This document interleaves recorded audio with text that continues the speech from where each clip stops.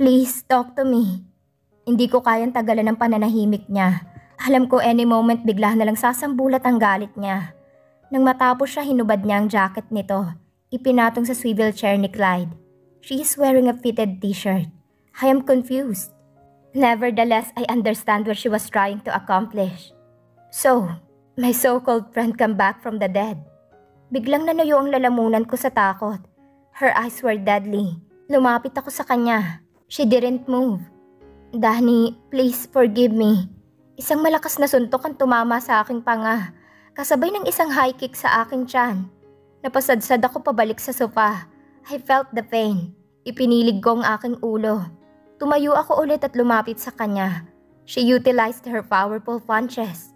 She threw 2 combinations of jabs using her cross punch. On the lower side, she used her elbow to strike my jawline. Ramdam ko ng dugo at putok sa aking labi. Hindi ako dumepensa o nanlaban man lang. I let her do whatever she wants to release that anger in her heart. I never fight back. In any case, I deserves it. Tumayo ako ulit. Umaagos ng dugo sa ilong ko. Agad sumalubong sa akin ang kanyang front kick and exchanged her position. She strikes her kick from the side and head level and hits my face. Sumadsad ang mukha ko pabalik ng sofa. Umiikot na ang paningin ko. Hindi na ako tumayo. Umupo na lang ako sa semento at sumandal sa sofa. I firmly closed my eyes. Blood and tears were dripping. I know I have cuts. My nose is bleeding. Hindi ako nagsasalita. I have no broken bones. But it was painful. You've been forgiven. Dinig kong saad ni Danny. Lumapit siya sa akin at niyakap ako. Pareho na kaming umiyak. I am so sorry, Danny. Tinulungan niya akong makatayo. Umupo kami sa sofa at sumandal habang nakapikit pa rin ang mga mata ko. I said I forgive you. Bakit hindi ka lumaban? I deserve it anyway. She chuckled. Nabulag ako sa galit ko noon, Danny. Pakiramdam ko pinagkaisahan ako ng aking mga pinsan. Hindi na ako nakapag-isip ng matino. Alam kong masasaktan kita at alam kong mali. The only problem is ignoring it. Just to get what I wanted.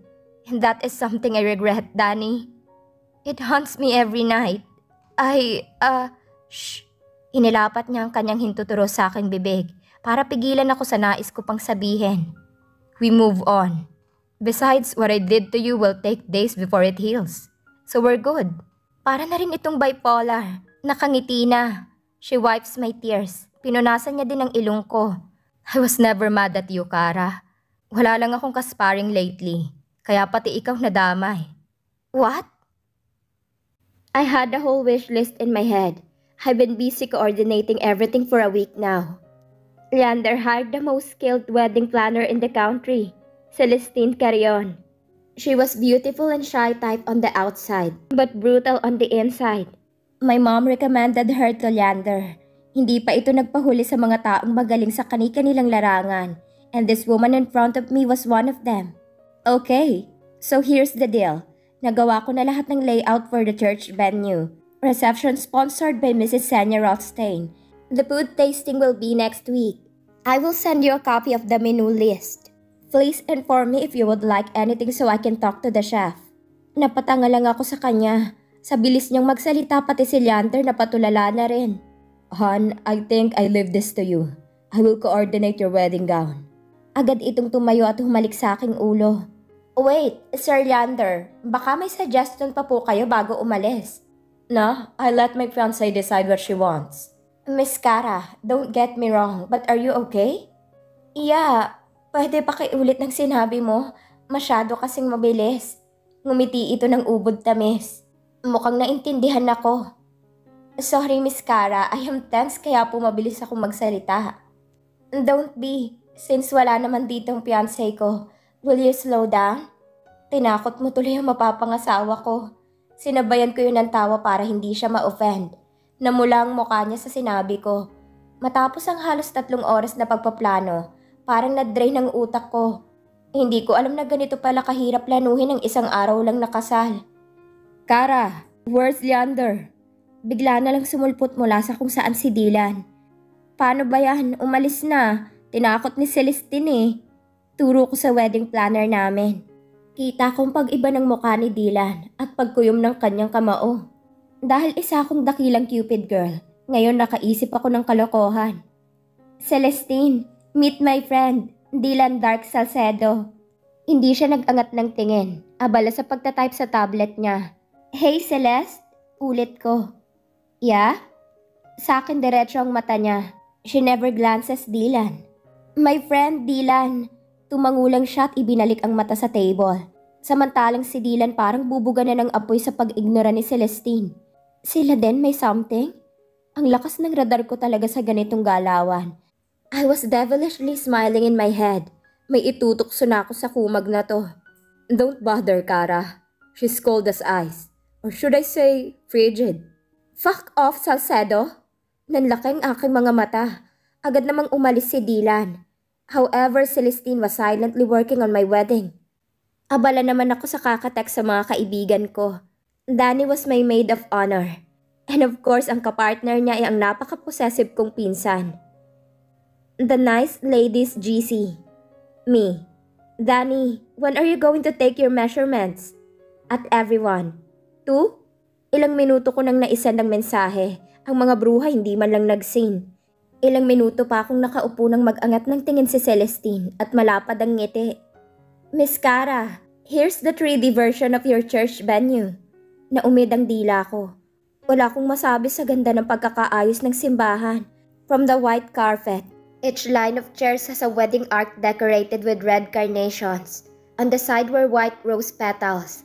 At the altar, a wedding arch is surrounded by white roses. At the entrance, there is a thin sheet curtain full of round bouquets. Both sides have a swan arch with LED lights. It was acrylic.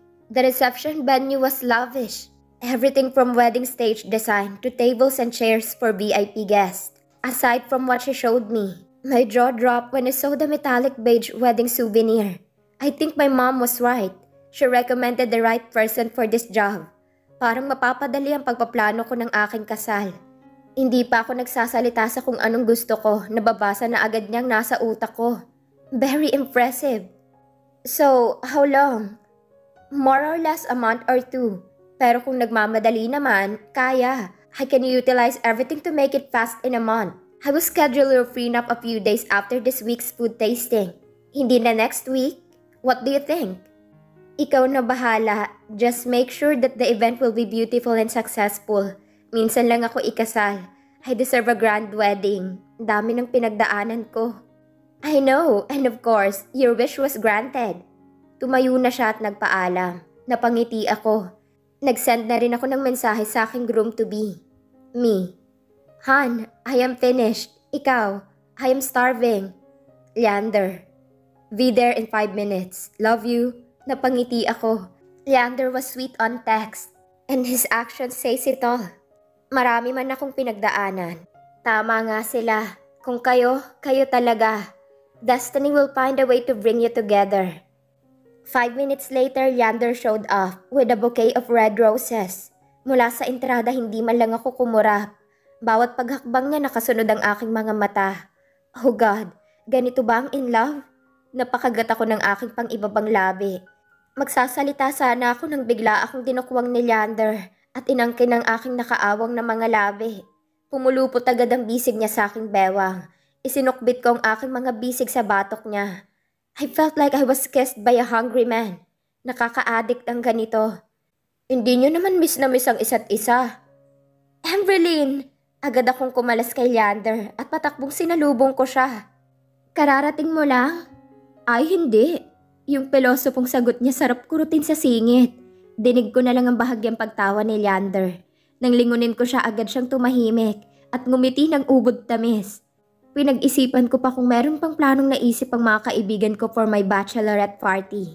Wala akong kaidi-idiya because when Danny and Sanya got married, wala naman kaming bachelorette party. Nang makarating kami sa mansyon, ibinabalang ni Leander si Amberlyn. Lalanggamin tayo dito sa loob ng sasakyan sa sobrang kaswitan yung dalawa. Makalabas na nga. Nang makababa si Amberlyn, umusad ulit ang sasakyan. Napatingin ako sa kanya. Nagtatanong ang aking mga mata. Pero matamis lang ng ngiti ang sinalubong sa akin. You're not allowed to have a bachelor party. Mahinang saad nito. Tumangulang akong nakangiti sa kanya. Where are we going? Usisa ako sa kanya. You'll see. Binaybay namin ang daan pabalik sa dating lugar namin sa Bulacan. Ilang minuto pa pumasok si Leander sa sementeryo. Napatingin ako sa kanya. Pinisil niya ang aking kamay. Hindi ako nagtanong pa hanggang sa humimpil ang sasakyan sa gilid ng isang musileo. Dito rin nakalibing si Romulo. Bit-bit ni Leander ang bulaklak. Pagpasok namin doon, I saw Leander's mom's picture frame. She was indeed a beauty. Nagsindi siya ng kandila. Ma, sorry kung hindi ko natupad ang pangako kong layuan ng babaeng mahal ko. Hindi ko kaya, ma. Alam ko na ang totoo. Sana ito na ang time na hihilom ang sugat ng nakaraan. May apo na kayo. His name is Zeron. He looks exactly like me. I wish you were here, ma. Napaluhod si Leander. I bent my knees and hugged him. Sana po mapatawad niyo ako kung ano man po ang naging kasalanan ko. Pangako po aalagaan at mamahalin ko si Leander. Sana kayong maging guardian angel ng apo niyo. He was smart and adorable. I felt the strong winds engulf me. Napangiti ako. I whispered thank you inside my head. Sunod naming pinuntahan ng puntod ni Romulo. My dad. When I was at Hacienda Tantoco, he never bothered me at all. No nightmares, nothing. May dala ring kandila si Leander at bulaklak para kay dad. Hindi man lang siya sumagi sa isip ko sa nakalipas na taon. Ngayon lang. Leander opened the door. Bumungad sa akin ang malinis at makintab na musileo ni dad. Napatingin ako kay Leander. Thank you for this. Ngumiti siya at iginiya ako sa bench. Iginala akong aking mga mata sa buong musileo. It was well maintained. Alam ko si Leander ang may gawa noon. I am back, Dad. I forgive you. I am sorry if I was mad the last time I came here. Hindi ko na alam ang sasabihin ko. Tumulo na lang ang luha sa mga mata ko. Kung hindi ko tiningnan ang nagawang masama ni Dad, he was the perfect dad for me. But sometimes if you love a person, you should accept their flaws. Healing and forgiveness take time. Just don't force it because you will end up hurting yourself in the process. Hindi naman kami nagmamadali. Most wedding preparation takes 3 months. But I hired the most talented wedding planner in the country. Tada! Celestine made everything happen after a month of preparation. Ang ganda mo, anak. Komento ni Mama nang pumasok siya sa aking silid. Kakaalis lang ng mga makukulit kong kaibigan. Ang daming kalokohang alam lalo na si Gian. Salamat, Ma. San pa ba ako magmamana? O siya, halika. Baka sugurin tayo dito ng groom. Mainipin pa naman yun. Tumawa ako sa banat ni Mama. The gown I wore was lavish. It featured a 14-foot train, towel and a million sequins. My shoulders were exposed, showing my fair skin. It was layered with Swarovski. It has a long thin sleeve filled with crystals surrounded by floral designs. As the church door opens, it has a thin see-through curtain.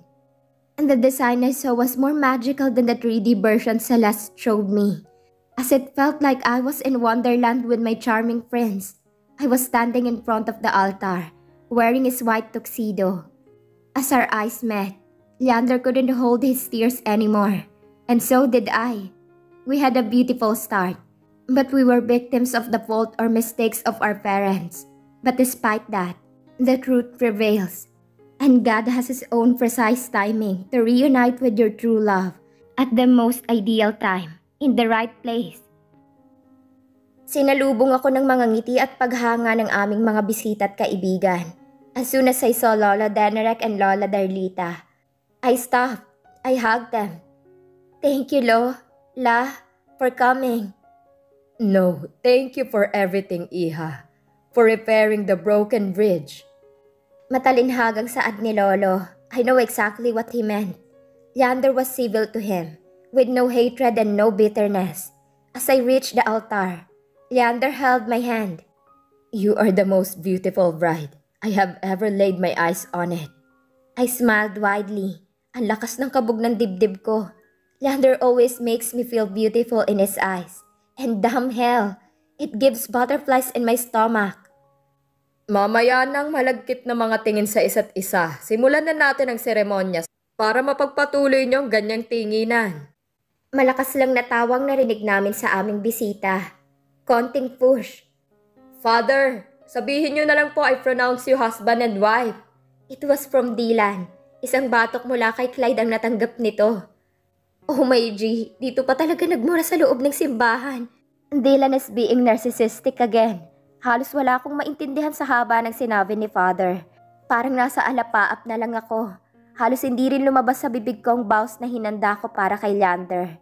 But it made our visitors cry. Hindi nga naman biro ang pinagdaanan namin ni Leander. But Leander's vow was simple. It was ingrained in my brain. If forever wasn't enough to make up for what I did, I will spend another lifetime trying to make it right. It's always been you, hon. No one else. I can do anything in the world with one hand as long as you're holding the other. My heart beats only for you. I love you, Kara. The next thing I heard was, I pronounce you husband and wife. You may now kiss the bride. After the reception, Leander and I left the reception venue. Our guests were still busy. Binaybay namin ang kahabaan ng EDSA papuntang Bulacan. Makalipas ang halos 1.5 oras, narating namin ang dati naming lugar. Napatingin ako kay Leander habang nakasalikop ang aming mga kamay. Nang humimpil ang sasakyan sa dulo ng dati naming village, matataas na pader iyon. Wala na ang lake na tanda ng pinakamasayang araw sa buhay ko. Hon, I should cover your eyes with this blindfold. Leander said enthusiastically with his ash-gray eyes. Kinakabahan man ako pero tango na lang ang sagot ko. I felt our car was moving. Naiinip na ako. After a few minutes, our car stopped. Leander opened the door for me. Easy, hon. Ramdam ko ang kamay niya sa ulo ko. My hands are sweating.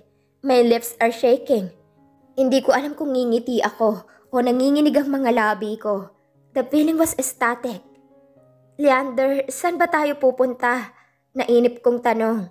Pero sa loob-loob, para na akong hihimatayin sa kilig. Para akong naiihi sa sobrang excitement. Almost there, hon. Nakailang hakbang pa lang ako tumigil si Leander. Are you ready, hon? Hell yeah! Unti-unti niyang tinanggal ang aking blindfold. As I opened my eyes, napabuka na lang ako ng aking bibig. In front of the luxurious mansion, there was a tranquil lake. My lake! It was the place that made us happy and at peace. Leander! Yun lang ang lumabas sa bibig ko. This place was my healing spot, even after I came back from Europe. So I bought it and built our house here. Kailan pa? Last year, hon. He said sweetly. Oh my God! Niyakap ko siya ng sobrang higpit. I can't contain the happiness in my heart. I cupped his face and claimed his lips tenderly. I love you so much, Leander. I love you more, hon.